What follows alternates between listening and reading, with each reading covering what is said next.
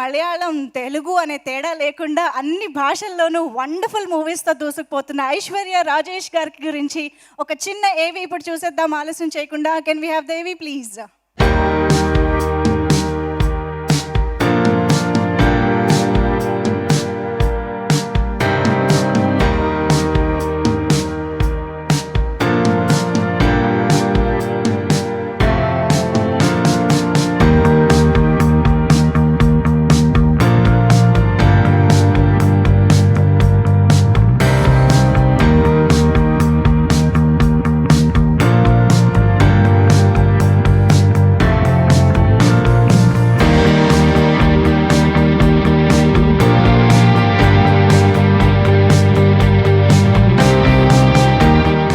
తను ఓ క్రికెటర్గా నిరూపించుకోవడానికి, క్రికెటర్గా తను క్యారెక్టర్ని జస్టిఫై చేయడానికి ఒక 4-5 నెలల పాటు కష్టపడి క్రికెట్ నేర్చుకుని ఆ తర్వాత షూటింగ్ చేయడం ప్రారంభించిందంటే కనుక ఆ అమ్మాయికి ఉన్న డెడికేషన్ కానీ, తను తీసుకున్న శ్రద్ధాశక్తులు కానీ, పడిన కష్టం కానీ అంతా ఇంత కాదు. మనస్ఫూర్తిగా నేను ఐశ్వర్య రాజేష్ని మనస్ఫూర్తిగా అభినందిస్తున్నాను.